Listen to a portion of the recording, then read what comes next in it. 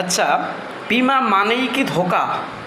আমরা একটা জিনিস বুঝি যে আস্থাশীল যদি কোনো প্রতিষ্ঠান থাকে এটা কি বিমা? আসলে বিমা বলতে মানুষ কি বোঝে? বিমা বলতে আপনার এলাকার মানুষ কি বোঝে? টাকা রাখলে শেষে টাকা পাবো না। আরে আপনি তো কর্মী হিসেবে আপনি নিজে সচেতন না। আপনার গ্রাহক এসবি পাচ্ছে, আপনার গ্রাহকের ম্যাচুরিটি হচ্ছে, আপনি তাকে লভ্যাংশ দিচ্ছেন, আপনার গ্রাহক মারা গেছে আপনি মৃত দাবি দিচ্ছেন, এরপরে আপনি সেটা অনুষ্ঠান করে দেখাইতে সমাজের মধ্যে আপনার লজ্জা কিসের? আপনি কেন লজ্জা পাচ্ছেন অনুষ্ঠান করে চেকটা দিতে? আপনি চেক দিচ্ছেন 10 জনকে দেখান, আমি লাইফ ইন্স্যুরেন্স থেকে, আমি বিমা কোম্পানি থেকে আমার এই গ্রাহক একটা ইন্স্যুরেন্স করেছিল, আমার এই গ্রাহক একটা বিমা করেছিল, আজকে তার মেয়াদ শেষ, আজকে সে এসবি পাচ্ছে অথবা আজকে সে ম্যাচুরিটি টাকা পাচ্ছে।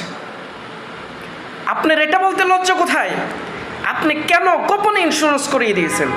ইন্স্যুরেন্স করানোর পর আপনি জানান আমার অমুক গ্রাহক তমুক গ্রাহক, এলাকার সম্ভ্রান্ত একটা লোককে একটা ইন্স্যুরেন্স করান এবং বলেন অমুকেও এই ইন্স্যুরেন্সের সাথে সম্পৃক্ত। তখন লোকগুলো ভাববে হায় হায়, সে তো অনেক দামি মানুষ, টাকাওয়ালা মানুষ, সে যদি ইন্স্যুরেন্সে টাকা রাখতে পারে, আমি কেন পারবো না? আমার কি সমস্যা? আমার তো আর্থিক সমস্যা, আমিও একটা সঞ্চয় করব।